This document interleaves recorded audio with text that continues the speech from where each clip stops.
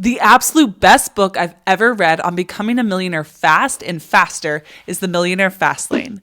This book has so many secrets that completely transform my thinking. I'm going to be a millionaire soon, and a big part of it is this book. And so I was on this path and did all the normal financial education stuff, but then I discovered this book and my mind was blown. And so there's a lot of YouTubers or people who teach you some of these financial principles which work. And if you want to be a millionaire by retirement or in 30, 40, 50 years, that's great.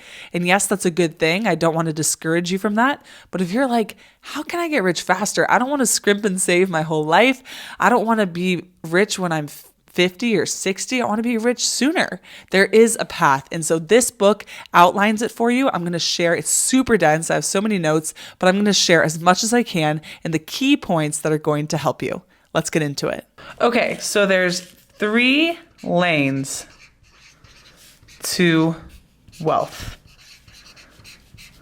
and money. Okay, and one in particular is good. So MJ DeMarco talks about first, we have the sidewalk. Okay, we have the slow lane. And then we also have the fast lane. And depending on which lane you're in, it's going to determine how rich you are and how fast you get rich. So if you're on the sidewalk means that you're kind of just going through the motions. Okay? You're just going through the motions. Maybe you live paycheck to paycheck. Okay? You spend frivolously, so buy what you want. You buy whatever you want. And you're really all about the present. You don't think about the future, what you really want, your potential, or any consequences, okay? And so we can already see kind of the problem with the sidewalk is that you're just unaware. You don't know what's going on, and so you can't make a change. And you're not going to build wealth. You're not going to get rich if you stay here. So we want to avoid the sidewalk. There's a lot of information in the book on this, but the key thing is you kind of want to get off of that sidewalk. This is not the place you want to be. Get away. Next is the slow lane, okay? So this is where we've realized, oh gosh, we don't want to be on this sidewalk. We don't want to be unaware. We don't want to not care. We don't want to be in the know. Let's start learning about financial education. Let's start learning about concepts like pay yourself first. So you actually start maybe saving some money, putting money away in a piggy bank or something, or in the bank. Maybe you even start investing, right? This is a huge way to build wealth, and I highly recommend this. I'm going to have an ebook coming out on this, and I have a free video, exactly how to invest for beginners. I highly recommend this, but it does take time. And now you need more time. The earlier you start, the more wealth you can build eventually, but it is still part of the slow lane. You also might be doing other financial concepts and learning about budgeting and learning about how to maximize savings and, all these like basic financial principle stuff that really help and really make a difference. And my husband and I did this for such a long time. And we still are doing these principles, okay? But this would require you to really increase your income. Let me get a new piece of paper. You would have to really increase the income significantly, or usually both, live way below your means. Okay. And so my husband and I did this. We did this for so long, and we started increasing our income and we kept increasing. I talk about that on my channel. And then we lived way below our means. And so we were able to build hundreds of thousands of dollars, right? And it just keeps accumulating and accumulating because of some of these patterns. And so I promise you that works, but it requires a ton of sacrifice, a ton of living below your means. I didn't buy a whole lot, etc. And so we learned about this other level. Now, this other level, the fast lane. Fast is defined as 10 years or less. Okay, so you may be like, what? I was looking for 1 to 2 years. Now, it could happen sooner, but I'm just telling you that is the plan. Okay, so if you're 20, like at most it'd be by 30. If you're 30, at most it'd be by 40. Now, with something from the slow lane, typically that's going to take a lot longer, like your 50s, 60s, 70s, 80s. So it's like, why not start here, right? Even if you're starting later, it's better to get started. And so fast lane is typically something with a business, okay? Something with a business, something where you provide value, something where you might sell a product, you might have a service, you might have an app, you might do anything under the sun that involves business, sales, and this creation of something. So you create something of value, and then you're going to be able to sell it and put it out. And you have like unlimited potential here. And we're going to talk about like the best ways in the fast lane, because it's not just as simple as finding a product or a service. There's more to it. And so we'll talk about that so you can figure out what's the best way, and the law of affection, the law of scale, all of that stuff. But as we can see here, you kind of want to get out of the sidewalk. You might want to move into the slow lane. Definitely learn these principles. A lot of these you can add on to the fast lane. But then if you really want to build it faster, you have to start enacting this. And we'll talk more about it. Okay, so I want you to take a second and ask yourself, which lane are you currently in? Are you on the sidewalk? Are you in the slow lane? Or are you in the fast lane? And where do you want to be? Remember, it's okay. Maybe you don't want to be in the fast lane. Maybe you don't want to start a business or do some of those things. And I'll share in just a second exactly what you could think of or what you could do. And that's okay. You can increase your income. You can get richer faster. If you do live below your means, it's possible. My husband and I have done that, right? You don't have to scrimp and save on everything, but you can sacrifice in certain areas, like Ramit Sethi talks about in I Will Teach You to Be Rich. What do you actually care about, and spend money on that? And maybe you don't care about some of the other things. That's cool. That's totally fine. But let's go ahead and dive in and look at the different areas or ways you can be involved in the fast lane. And then we'll talk about some more concepts as well in addition to that to help you decide which to choose, and even some more key principles that will blow your mind, that blew mine. All right, so this is one of my favorite pages, 113. If you get the book, check it out.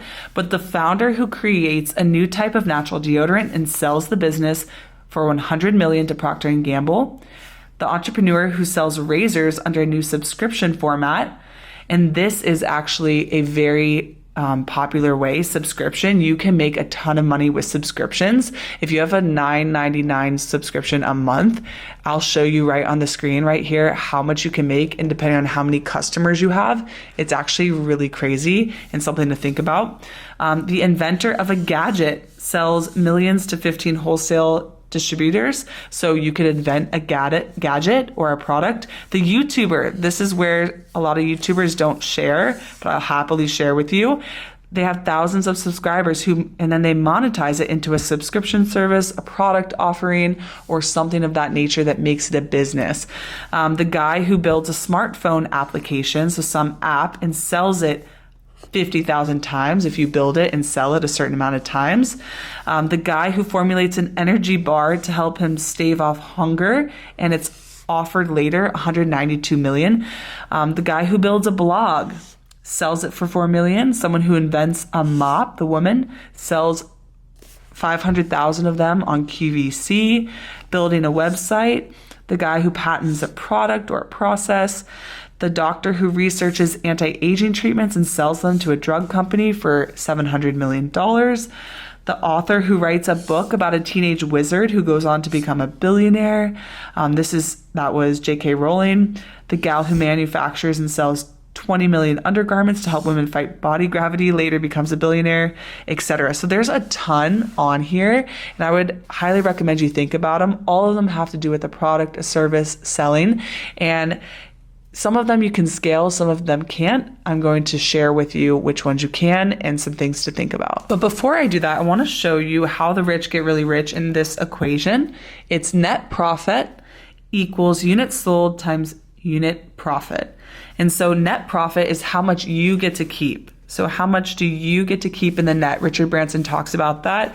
If you have fish and then you end up catching some, how much do you catch in your net? That's the profit. If you don't catch all these, but you got all of these, you're around all of them, you don't get to keep those or count those. It's what's actually caught in the net. So your net profit is what you keep. But the units sold, how many units are sold? Maybe you sold, like they said, 50,000. And then how much did you make off of it? If you sold it for $20, but you made 10, then you would multiply it, and that would be your end profit. 500,000. And the way to make more money with this, besides having a great product or service or something you can offer, is to raise the units sold. So how many? If you sold 50, right? Obviously you would make a lot more if you sold 100 or 100,000. So how can you reach more people? How can you sell more? Raise the units sold by increasing your web traffic. So you can do this with the conversion ratio. It's talking about how many people convert, how many people see you, like with web traffic or with content. People do content, things of that nature. And then you can also raise the unit profit. So if something cost $4 and then you switched it to $4.50, right, you can increase your profits. Or if something cost you $2, it costs you $2 to get it, you could cut your costs down to 50 cents, you're going to have a higher profit.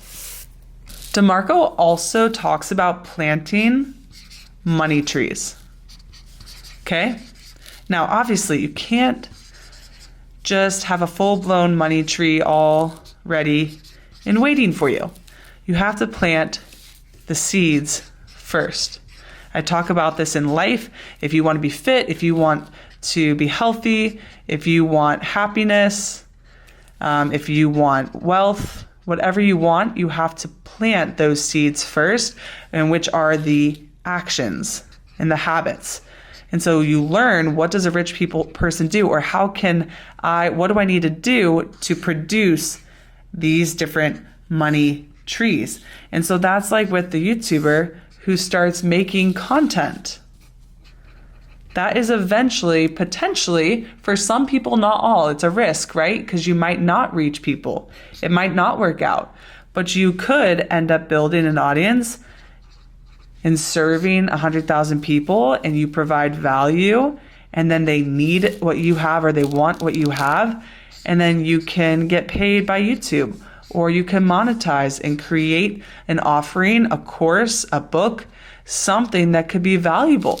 And it's not a scam, it's actual value. I think you could have a bad taste in your mouth, or there's some people who are always going to think, oh, they're just trying to get rich. But I think people who are successful, they provide value, they're good people, they genuinely want to help and solve a problem for people. Like Sarah Blakely, she wanted to solve her problem. Like I wanted to solve a lot of my problems, and I did, and so I want to help people. But then of course, it's a win-win scenario for everybody, right? It's a zero-lose situation where the person helping gets helped a little bit and can help their family, and the person they help gets helped too, right? And so it's worth it. So how can you plant these money trees? I'm going to talk a little more specifically on effective money trees. Okay, so money trees are technically systems. Okay, so it's the system to be able to build wealth. So these systems, or the trees, turn into money for you, okay? There are 4 main systems that are typically used. And so let's start with the first, which is the rental system. So you can rent out, maybe you buy a space, like a wedding venue space, and then you rent it out. And then you bought it for maybe you put 50,000 down or something. And then the asset's making money for you. That's great. And then every time you rent it out, $10,000 every Saturday. You eventually build your business and there's 52 Saturdays in a year. 52 times 10,000. 52 times 10,000 is $520,000. Sorry, messed that up a little bit. $520,000. Boom, in a year. And you just took your money. Maybe it wasn't even that much down. Yes, you don't have to even provide anything. You could provide a service. You could also have other offerings. Like if you have a staff that you pay, but that's another fee and they pay $5,000 and maybe you have to pay $1,000 to the staff. But then, so you make that net profit of $4,000 and that would be an option for you. And here's a way of that rental system working out for you. Or it's the same thing with houses. Maybe a lot of times this does not work for property managers. It depends on your area. It depends on your expertise. But if you did put 40,000 down for a house and then the rent costs, the mortgage is 3,000 and you're able to 3,500, eventually over time, you're making some net profit here. You might have to end up having to replace a water heater that costs us $10,000 and that's a negative, or you might have periods of time where there aren't tenants and that loses you money. So it's something to think about, but rental systems can be a system that works on its own with little management is a key. Little management and nurturing, right? Like with a tree, you don't need to water it all the time. With a flower, it needs a lot more water, sunlight, and care. But these systems will really do wonders for you. So that's the first one. The second one is a distribution system where they offer something, where they distribute it or hand it out. They're giving it out. And so an example of this would be like Amazon. They make so much money because they distribute whatever products they have. If it's food, if it's books, if it's clothes, like they provide so much and the business is in distribution. And so then they distribute it and have truck drivers and then bring it to your house and they deliver your packages and you get so many packages and your husband or someone's like, why do you have so many packages, etc. But that's the distribution. Or similarly, there's Uber. Uber never owned a single car. So they didn't have to own or buy the car, right? They were like, hey, you guys all have your own cars. You want to make some money? We'll pay you and you'll be under our company, but we're going to use your cars. That's going to be the distribution system. And then they ended up making a ton of money. And I actually just looked it up just to check the current evaluation for Uber. $153.12 billion. Crazy. Distribution system. Number 3, software system. I was a software engineer for a little bit. Fun fact, did not build a huge business with it, but something interesting. So software systems are interesting. They're a little bit more complex, okay? A little bit more complex and tricky to start, take more skill, effort, those types of things. But pros, they can be run with little maintenance. You don't have to do much if you can figure this out, okay? And you can create a ton of money. And so examples of this would be monetizing a subscription. Okay, we talked about that from that one page 113 earlier. So monetizing a subscription. I would talk about Kayla Itzine's Sweat and what they built and how many users they had. Sweat app has had 30 million users in its lifetime. And the subscription is $24.99 a month. Of course, there's some deals or things. But what? 30 million people. And it's Kayla Itzine. She's a personal trainer. And her old boyfriend, he was like the business mastermind behind it, Toby Pierce.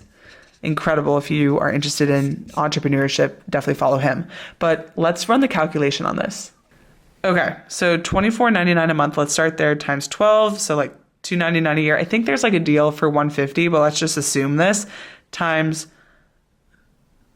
330 million people have used it.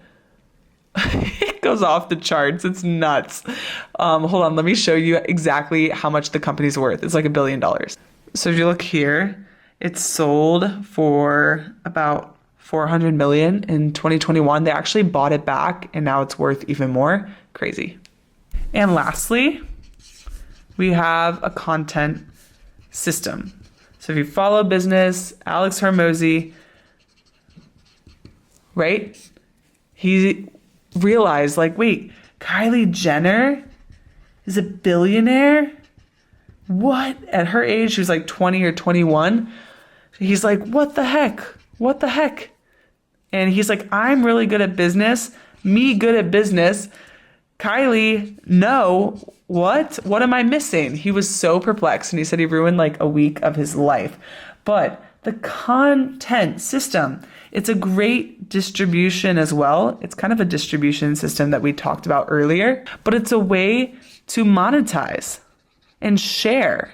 And social media, it's hard. And we're going to talk about another thing that shows which avenues to go because some are very, very crowded. There's like so much, there's so many YouTubers, so many things. So you want to go to markets that aren't as crowded or find the unfair advantage, which I have a video on. I can link it here. That helps you find your unfair advantage so that you can like stand out in the crowded market. But having content like a book, even MJ DeMarco, and selling millions of copies. Yeah, there's tons of books who don't sell millions of copies, but even David Goggins, Can't Hurt Me, and he published it himself, has made over like $16 million just with that book alone.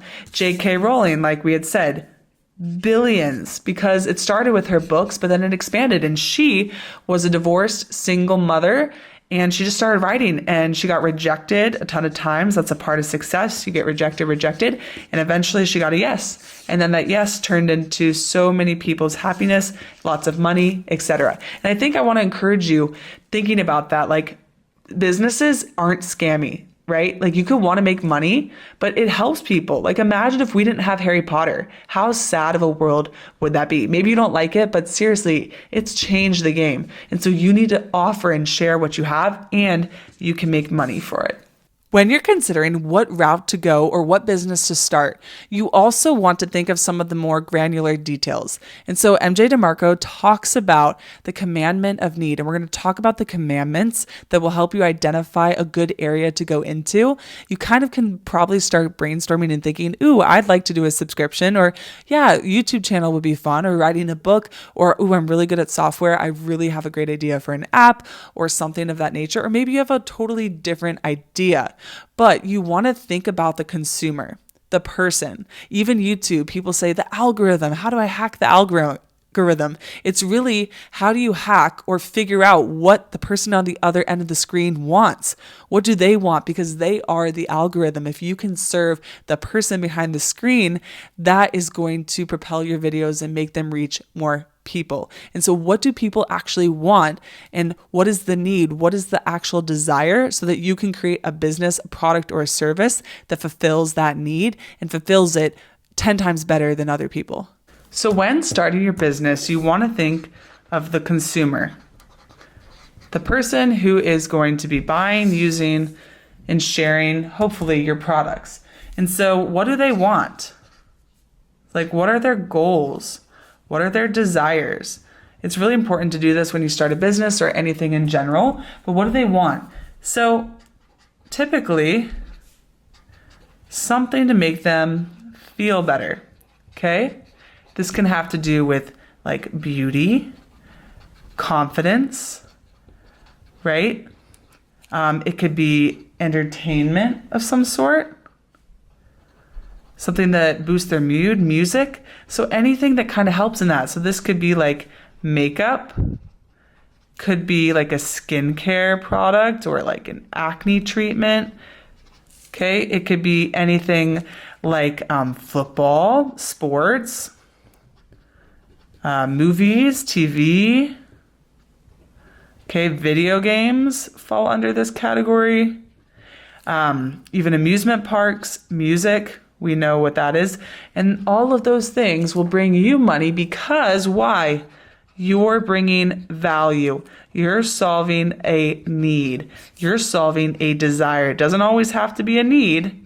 It can also be a desire. You're selling the outcome and the feeling, how people want to feel. They want to be happy. They don't want to be sad. So what is going to help them feel their best and make them feel better? The second thing a consumer might want or need is help them solve a problem. Now, you don't have to think about just an individual person. You can think about an individual person, Johnny from Texas. You can think about him. But you can also think of this large corporation. What does that large corporation want or need? Even, I'm going to do a video on like Band-Aids. It's $1 billion industry. People need bandages, and the Band-Aid company literally makes billions of dollars. So what is a problem? What problems do people have? Even with like making people feel better, there's an overlap. So it could be like that acne. They want to get rid of it. So how can you solve a problem? Here, let me come up with a cream. Oh, wait, that doesn't necessarily work. What about something that covers it up? Let's give makeup that covers it up. That doesn't necessarily work. People don't like it. What about these little stickers that actually heal them? That's kind of embarrassing. What if we make them cool and trendy and make them stars? And so you just keep going and figure out, how can I solve the problem? How can I solve it efficiently, effectively, in a way that other people would like? Solve problems. And you're going to bring a lot more value and happiness to your own life. Number 3, can you educate them? Okay, a lot of people want to be educated. Okay, even the news, that is a way of educating, informing, letting people know what's going on. Books can be another source of this. YouTube channels, sharing information, courses, things of that nature. Anything that educates, informs, and shares, even like museums, or kids' toys, right? Or kids' programs, learning programs. Parents want their kids to be educated and smart. I know lots of students who go to different math exposiums and things of that nature that help make them smarter. So paying for education. How can you educate or put some information together that is of value and share it? 4th, make them look better. Okay, so this can be with health, nutrition, clothing, makeup, etc. And so a lot of these overlap, like I talk about, but people want to look and feel good. People want to feel good about themselves. And so they'll pay for the clothes. They'll pay for the makeup. They'll pay for the hair treatments.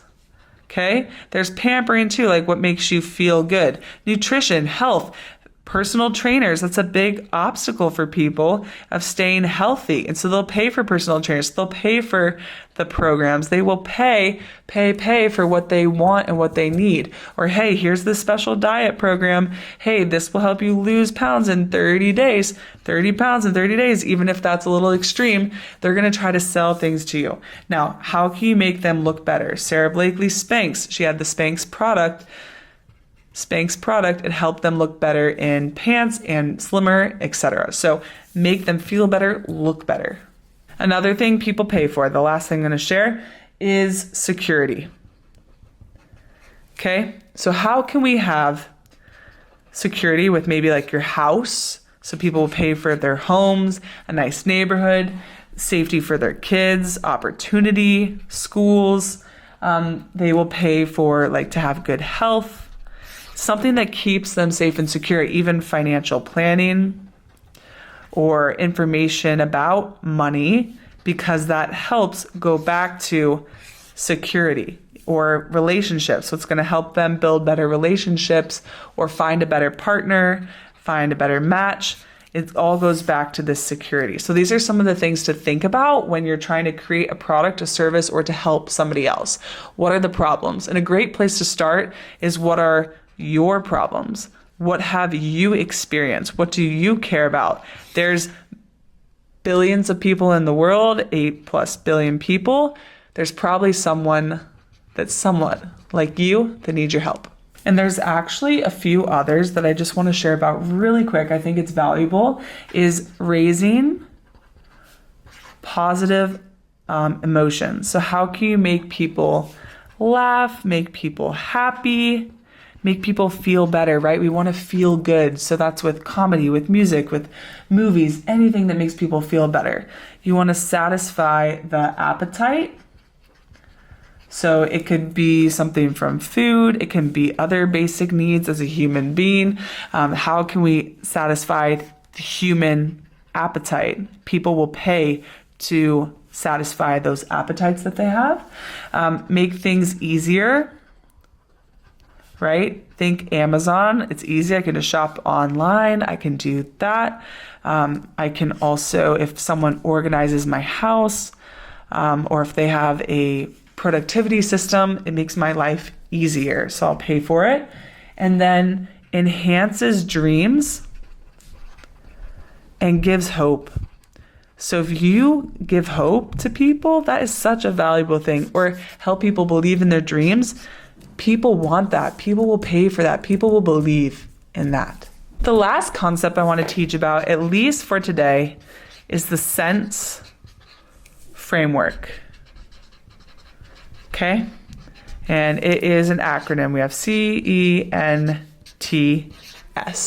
And so this all goes with how you should start a business and if it's a good idea. Like if it's too crowded, if it's not, and if you can satisfy each letter and it looks good, then that's going to be a very promising, happy, and successful business.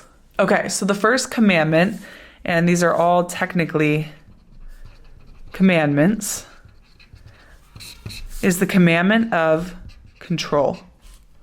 Okay? Can you control the business you're in? A lot of people say that like with a social media business or something. Guess what? We noticed what happened with TikTok. Took it away, banned it. What happens to all that money that was being made? Out of luck. So you have to be careful because you don't necessarily control that. What do a lot of people do? They move to email platforms or getting people's emails because then they can email them and actually talk to them and they own the email. They don't own social media. And so they have to be careful and mindful. So the more you can control what business you're in, or you have some autonomy, or you can wiggle room for things that go wrong, you're in a better situation. Entry. E stands for entry. So is it hard to enter this market? Okay. Another thing with social media, I'll just talk about it because it's an errand I'm in and a lot of people can understand that. Is it hard to just post something? Maybe because people are scared, maybe because people might not know what to do, but it's pretty easy. It doesn't cost money. Most of us have a phone.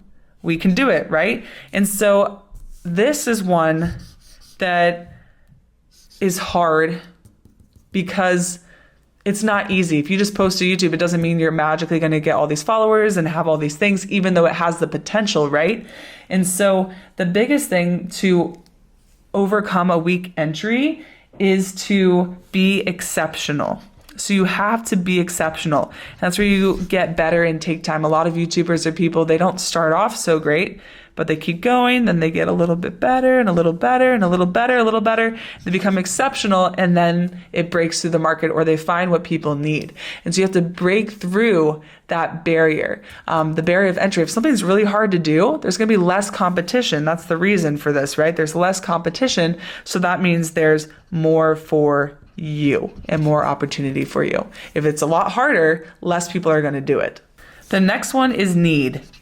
Is there a true need? Like someone wanted to start a brownie business. Okay. Are there a lot of brownies already, right? Is there a true need? Now, maybe there is. And maybe you're a different brownie, right? Going back to that exceptional, maybe you're exceptional or you make it better. Maybe you make it faster. Like what is your point of differentiation. What makes you different? If there's something that makes you different, then you can maybe break into it, but you really need to make sure it's a need. Is it a need? And is there already a solution for that need? Are there already solutions? Or do you need to come up with a new one that's even better?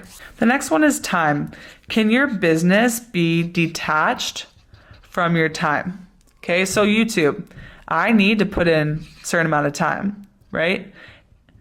So it's not technically detached. I am required. So the best businesses are where you're not required at all. You aren't required. You could hire other people. You could outsource.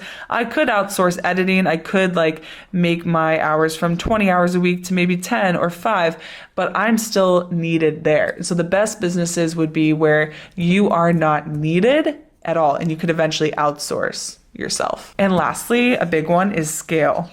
The commandment of scale. So how big can it get? I talk about this example with teaching. Okay, if I'm in a local school, if I'm in my local school, it's a smaller school, like 500 people.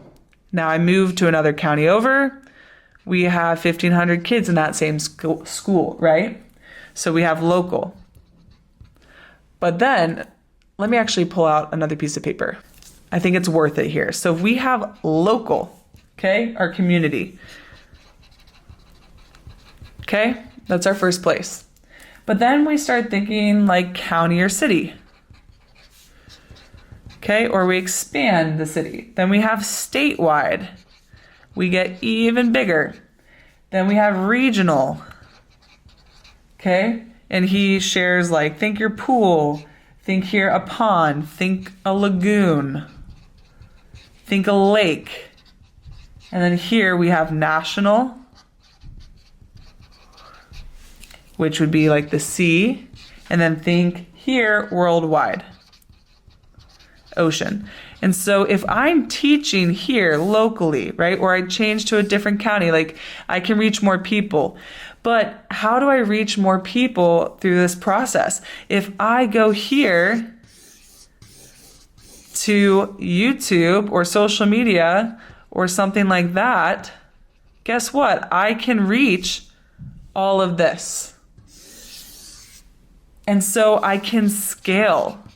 I'm only going to be able to reach so many people if I just stay in my local community. Now, it's so important to invest in your community, invest in those people that are around you, to not forget about them. But if you're trying to build a big business or reach more people or find the people who need you, if there's 1,500 people that you have access to, the likelihood of them needing what you have or wanting is lower. But if you have access to suddenly 50,000 people, or then 1 million people, or then 9 billion people, which there aren't 9 billion, but change it to 8, then your whole life and your business is going to change. Commandment of scale. All right, I really hope this information was helpful. There's so much in this book if you want to check it out. I'm probably going to do a part 2, maybe. I gave you a lot of the meat, the really important stuff. But if you want to build wealth faster, this is a great way to do it. And there's no guarantees.